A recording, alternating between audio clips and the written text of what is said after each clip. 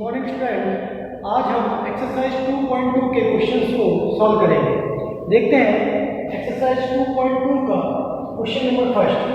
निम्न संख्याओं को अभाज्य गुणनखंडों के गुणनफल के रूप में लिखिए। यहाँ पर जो आपको संख्या दे रखी है उसके आपको अभाज्य गुणनखंड बनाने हैं। गुणनखंड का मतलब हुआ इसके टुकड़े इस तरीके से करने हैं कि वो गुणे के रूप में आए। पर एक चीज इसमें और लिख दी यहाँ पर अभाज्य। अभाज्य का जो मीनिंग है वो ये होता है कि ऐसी संख्या जिसमें उसी संख्या का भाग जाए अभाज्य संख्या कहलाती है। तो हमें यहाँ पर ऐसे गुणनखंड बनाने हैं जिसमें सिर्फ अभाज्य संख्याएं हों। तो पहला क्वेश्चन जो है इसका पहला पार्ट 468 है।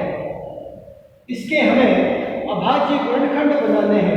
तो सबसे पहले हम 2 की भाज्यता का नियम अप्लाई करेंगे। यहाँ पे देखिए इकाई कितना है 8 है, इसलिए इसमें 2 का भाग पूरा जाएगा।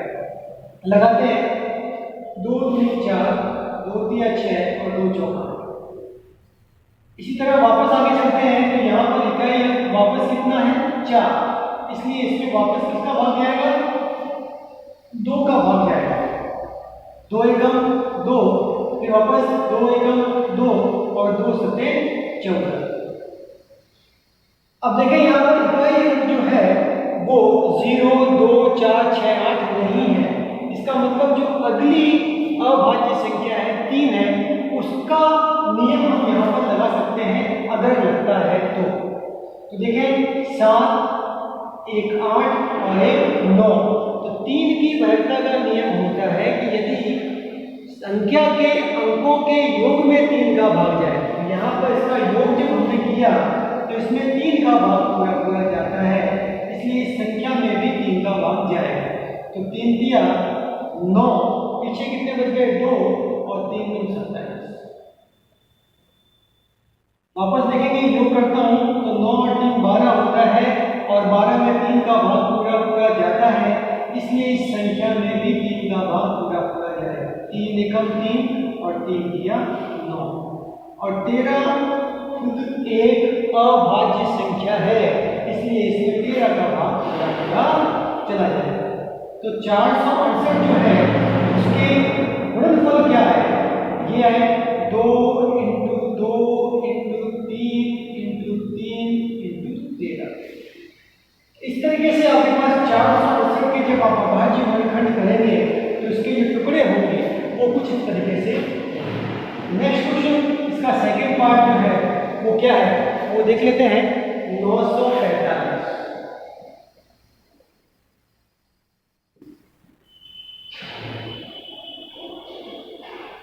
अब देखें 2 की वैधता का नियम यहाँ पर अप्लाई नहीं होता है, तो अगली संख्या है 3।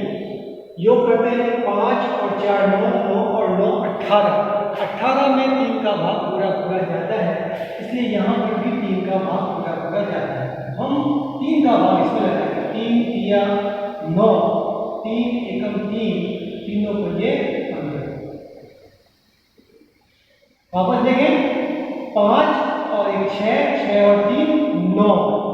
9 में 3 का भाग जा रहा है, इसलिए इस संख्या में भी 3 का भाग जाएगा। 3 एकम 3, एक 0 उतारेंगे और 3 पर ये 15। अगर 5 और 1 6 है, 6 में 3 का भाग जाता है, इसलिए इस संख्या में भी 3 का भाग जाएगा। 3 दिया 9 और 3 पर ये। अब देखेंगे आप अगर ध्यान से तो इसका योग जो है वो कितना हो रहा है 8 और 8 में 3 का भाग नहीं जाता। तो 3 के बाद अगली जो आपके पास अभाज्य संख्या है वो 5 है और 5 की वैधता का नियम होता है यदि इकाई अंक 0 या 5 हो। तो देखें आप इसका इकाई अंक कितना है 5, तो इसमें 5 का भाग पूरा हो जाए। 5 सत्ते 35 और 7 एक खुद अभाज्य संख्या है। इस तरीके से 945 के अभाज्य गुणनखंड कुछ इस तरीके से।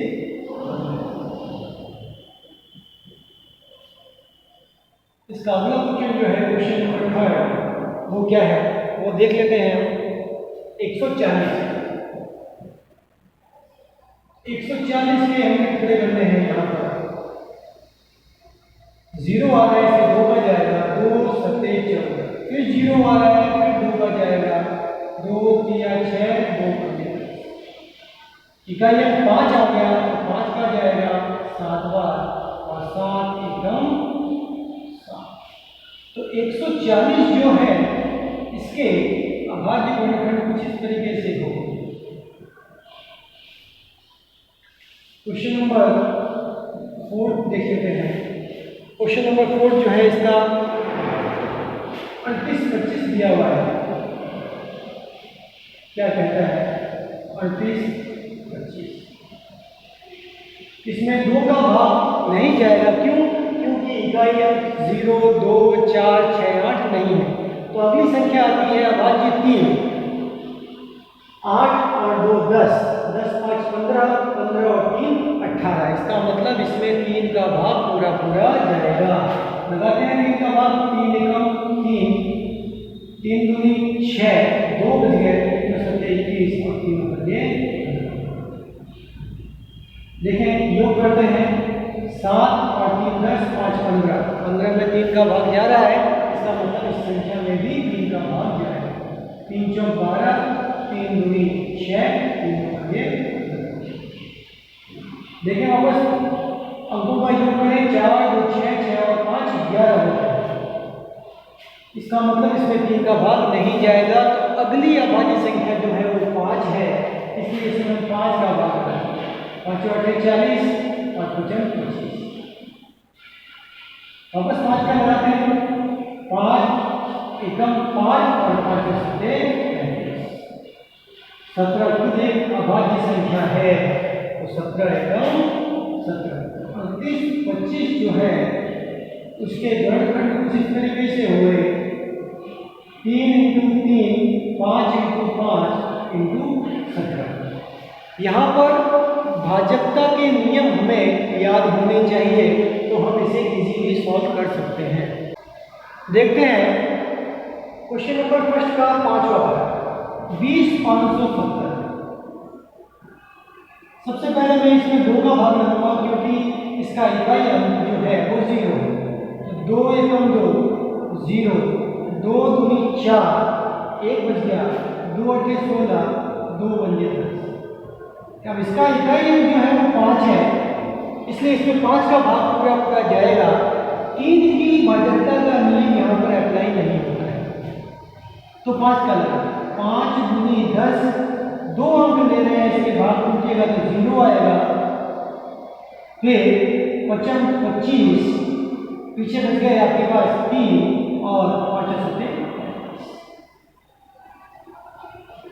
5 के बाद अगली जो अभाज्य संख्या है वो 7 है। और 7 की भाजकता का नियम कहता है कि यदि इकाई अंक का दुगुना कर इकाई अंक को घटाने से बनी संख्या में से घटाएं, घटाने पर प्राप्त संख्या में यदि 7 का भाग पूरा पूरा जाता है तो उस संख्या में भी 7 का भाग पूरा पूरा जाएगा, जो कि यहाँ एप्लीकेबल नहीं है। तो 7 के बाद अगली अभाज्य संख्या आती है आपके पास 11। और 11 की भाजकता का नियम कहता है कि सम स्थान और विषम स्थान के अंकों के योग में योग के अंतर में यदि 11 का भाग जाता है तो उस संख्या में भी 11 का भाग पूरा पूरा जाएगा। तो देखो यहाँ पे ध्यान से देखिए इधर, तो ये पहले स्थान पर, ये दूसरे पर, ये तीसरे पर और ये चौथे।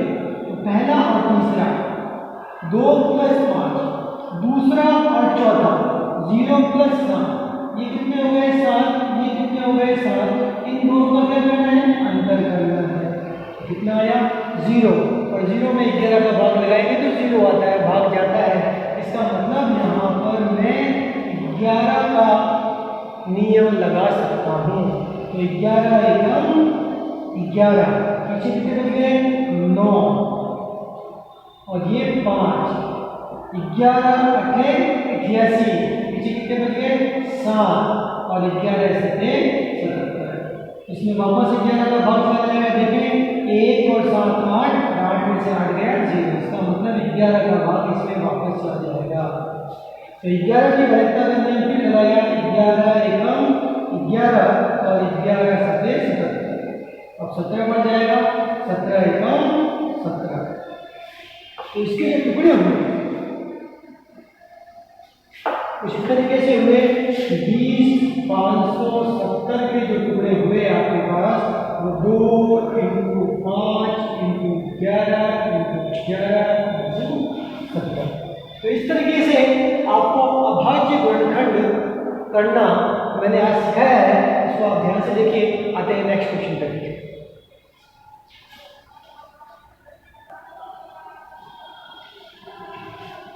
देखते हैं क्वेश्चन नंबर 2। निम्न युग्मों का महत्तम समापवर्तक HCF व लघुत्तम समापवर्तक LCM ज्ञात करो तथा सत्यापित करो कि HCF × LCM बराबर पूर्णांकों का वर्ग। पूर्णांक का मतलब है ये जो दोनों संख्याएं हैं ये पूर्णांक है। आपको इन दोनों संख्याओं से महत्तम समापवर्तक HCF और लघुत्तम समापवर्तक LCM ज्ञात करना है। तो सबसे पहले यहाँ पर जो हम HCF और LCM ज्ञात करना सीख रहे हैं वो अभाज्य गुणनखंड विधि से सीख रहे हैं। तो इन दोनों संख्याओं का मुझे सबसे पहले अभाज्य गुणनखंड बनाना पड़ेगा, जो कि जस्ट अभी मैंने थोड़ी देर पहले आपको सिखाया। तो 96 जो है इसका अभाज्य गुणनखंड बनाएंगे। इकाई 6 है तो 2 का भाग जाएगा 2 चौका 8 2 अट्ठे 16। फिर 2 का जाएगा 2 दूनी 4 2 चौका 8। फिर 2 का जाएगा 2 एकम 2 2 दूनी 4। फिर 2 का जाएगा 2 छीक 12। फिर 2 का जाएगा 2 तिया 6 और 3 एकम। इसी तरीके से फिर 404 जो है इसके भी हमें अभाज्य गुणनखंड बनाना पड़ेगा। तो 2 का जाएगा क्योंकि इकाई में कितना है 4 है 2 दूनी 4 0 2 दूनी 4। अगेन 2 का लगाएंगे 2 एकम 2 और 0 2 एकम 2 और 101 जो है खुद एक अभाज्य संख्या है। तो जो 96 है इसके टुकड़े कुछ इस तरीके से हुए 2 × 2 × 2 × कितनी बार है देखिए आप 1 2 3 4 5 बार, ये 5 × 3। तो इसको आप कुछ इस तरीके से लिखते हैं 2 कितनी बार आया है 5 बार। 2 की घात 5 × 3 की घात में 1 लगा सकता हूँ।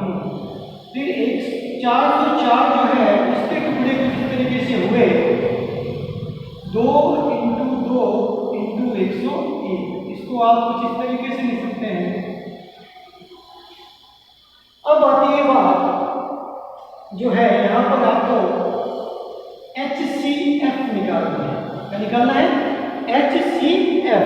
और HCF का मीनिंग हुआ हिंदी में महत्तम समापवर्तक कहते हैं, इंग्लिश में होता है हाईएस्ट कॉमन फैक्टर। जितना कॉमन निकाल सकते हो वही HCF होता है। इसके लिए ध्यान से देखिएगा कि जब भी आप HCF निकालेंगे तो जो समान पद है उसकी सबसे छोटी घात जो होगी वही HCF हो जाएगा। समान पद देखिए यहाँ 2 है यहाँ पर भी 2 है तो इन दोनों में 2 की सबसे छोटी घात कौन सी दिख रही है 2 की घात 2। तो ये 2 की घात 2 की घात 2 का मीनिंग हुआ 2 × 2 कितना आ गया 4। मैंने क्या बोला महत्तम समापवर्तक के लिए HCF के लिए जो समान पद है उसकी सबसे छोटी घात ले लेनी है आपको। क्लियर है सभी को? आई है बात में क्या कहा गया कि समान पद की सबसे छोटी घात। जो समान पद था इसमें 2 यहाँ भी है 2 यहाँ भी, इसका मतलब समान पद कितना है 2 और इसकी सबसे छोटी घात कौन सी दिख रही है 2 की घात। देखें आप 3 यहाँ है 3 यहाँ नहीं है, इसका मतलब 3 समान पद नहीं है। 101 यहाँ है तो यहाँ नहीं है, इसलिए 101 भी समान पद नहीं है। अब आती है बात LCM। LCM कैसे निकलेगा? लघुत्तम समापवर्तक LCM लीस्ट कॉमन मल्टीपल, छोटे से छोटा जो गुणज है वो सब आ जाएंगे। यहाँ पर इसको निकालने के लिए ध्यान से सुनिएगा कि जितने भी पद दिए हुए हैं उन सभी पदों की सबसे बड़ी घात लेनी है। जितने भी पद हैं उनकी सबसे बड़ी घात।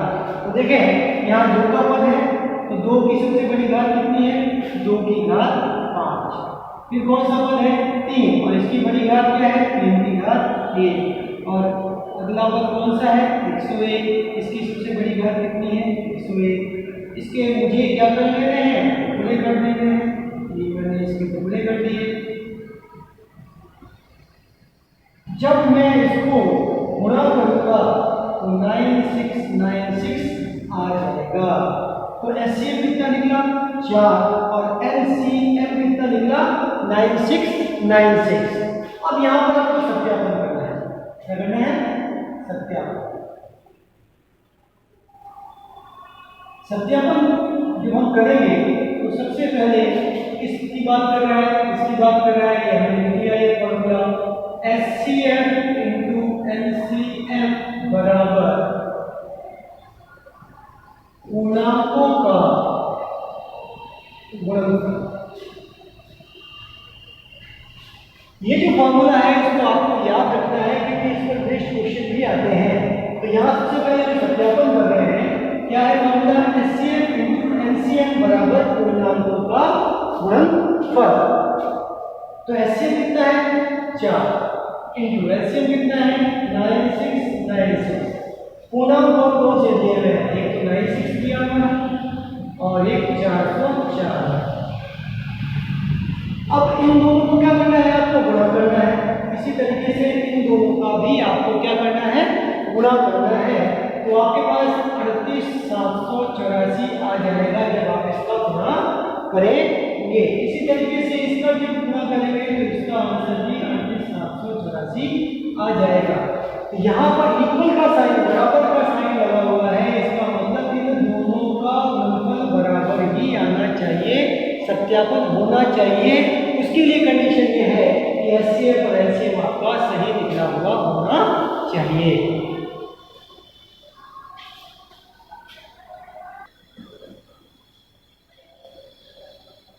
सेकंड पार्ट देखते हैं। सेम क्वेश्चन है, आपको HCF और LCM दोनों निकालने हैं और सत्यापन करना है। तो सबसे पहला काम आपको अभाज्य वर्गखंड बनाना है। इकाई 6 है तो इसमें 2 का भाग जाएगा। 2 एकम 2, 1 बचा, 2 छिंग 12, 2 अठे 16। फिर 2 का जाएगा क्योंकि इकाई 8 है। 2 अठे 16, 2 14। फिर 2 का जाएगा 2 चौक 8, 2 2 14। फिर 2 का जाएगा 2 2 4, 2 एकम। अब 3 का जाएगा क्योंकि 3 के पाड़े में 21 आता है। 3 सत्ते 21 और 7 एकम 7। इसी तरीके से चौकन की बात करेंगे तो इसमें 2 का भाग जाएगा। 2 2 4, 2 7 3 9 27, 3 3 9, 3 एकम। तो 336 जो था उसके टुकड़े कुछ इस तरीके से हुए। 1 2 3 4 बार आ रहा है। 2 इंटू 2 इंटू 2, 3 इंटू 7, 2 की घात 4, 3 की घात 1 और 7 की घात 1। 2 कितनी बार आ रहा है? 4 बार गुणे के रूप में है, इसलिए 2 की घात 4। 3 एक बार आ रहा है तो 3 की घात 1 इंटू 7 की घात 1। 54 2 इंटू 3 इंटू 3 इंटू 3, 2 की घात 1 और 3 की घात 1। सबसे पहले HCF निकाला। HCF के लिए क्या बनाया कि जो समान पद है उसकी सबसे छोटी घात। अब देखें समान पद कौन सा है? यहाँ 2 है, यहाँ भी 2 है, इसका मतलब 2 समान पद है और सबसे छोटी घात कितनी है? 2 की घात 1। और देखें कौन सा समान पद है? 3 यहाँ भी है, 3 यहाँ भी है। समान पद हुआ 3 और 3 की सबसे छोटी घात कौन सी है? 1। 7 यहाँ है और यहाँ पर नहीं है, इसका मतलब समान पद नहीं है 7। 2 इंटू 3 कितना आ गया? 6। इसी तरीके से एलसीएम निकालेंगे। एलसीएम के लिए बताया सभी पदों की सबसे बड़ी घात। इसमें 2 का पद है तो 2 की घात 4, 3 का पद है तो 3 की घात 3 और और 7 का पद भी है जो 7 की घात 1। सभी में 2 का पद है, बड़ी घात कौन सी है? 2 की घात 4 लिया।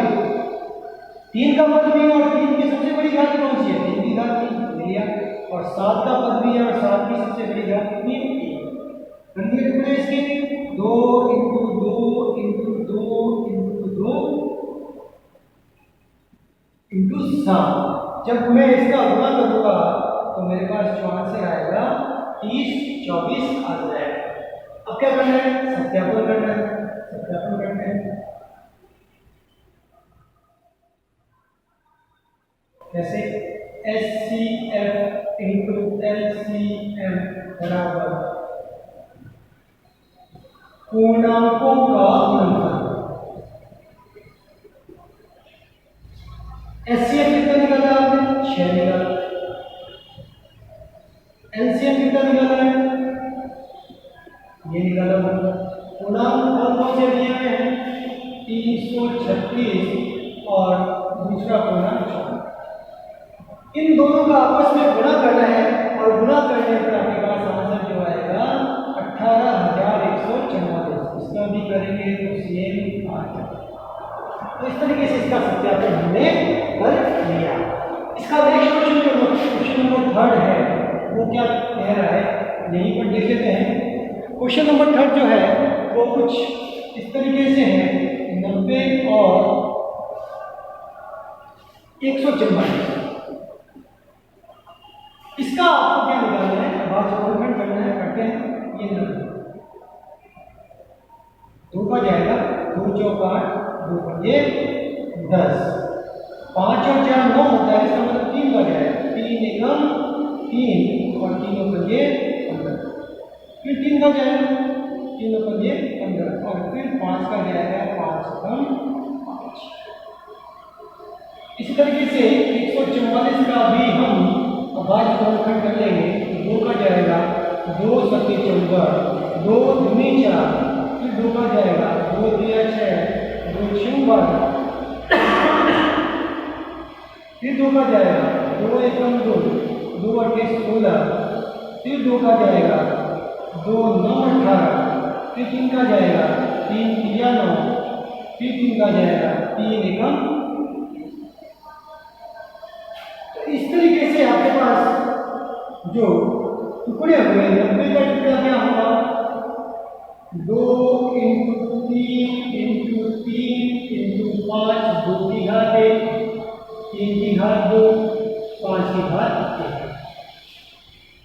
और 144 जो है इसके टुकड़े कुछ इस तरीके से हुए 1 2 3 4 बार आ रहा है। तो 2 × 2 × 2 × 2 फिर 3 × 3। तो कंडीशन है 2 की घात 4 और 3 की घात। जब यहाँ से आप HCF निकालेंगे तो बताया है कि समान पद की सबसे छोटी घात। समान पद कौन कौन से लिख रहे हैं? 2 है यहाँ भी 2 यहाँ भी, इसका मतलब 2 समान पद है और इसकी सबसे छोटी घात 2 की घात। इनके पास है 3 की यहाँ भी है 3 यहाँ भी है, समान पद 3 हुआ और 3 की सबसे छोटी घात 3 की घात 2। 2 × 3 × 3 यहाँ से जब गुणा करेंगे तो 3 3 9 2 18 LCM निकालना है। और LCM के लिए आपके पास कंडीशन है कि सभी पदों की सबसे बड़ी घात। तो 2 का पद है और 2 की सबसे बड़ी घात 2 की घात 4। 3 का पद है 3 की सबसे बड़ी घात 3 की घात 2 और 5 का पद है 5 की घात 3। जब इसका गुणा करेंगे तो 2 × 2 × 2 3 × 3 × 5 गुणा करेंगे तो आंसर आएगा 720। तो HCF निकल गया, LCM निकल गया। सत्यापन करते हैं।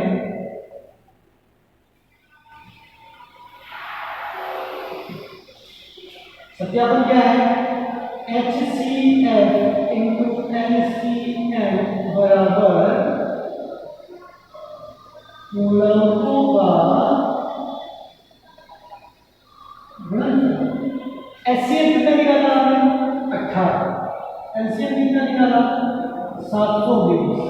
पूर्णांक कौन कौन से हैं? 90 है और 144। इन दोनों का जब आप मल्टीप्लाई करेंगे तो 12,990 आएगा, और इसका जब करेंगे इसका भी 12,990 आ जाएगा, तो सत्यापन हमारा हो जाएगा। तो आज की क्लास में मैंने आपको 2.2 के 2 क्वेश्चन कंप्लीट करवा दिए।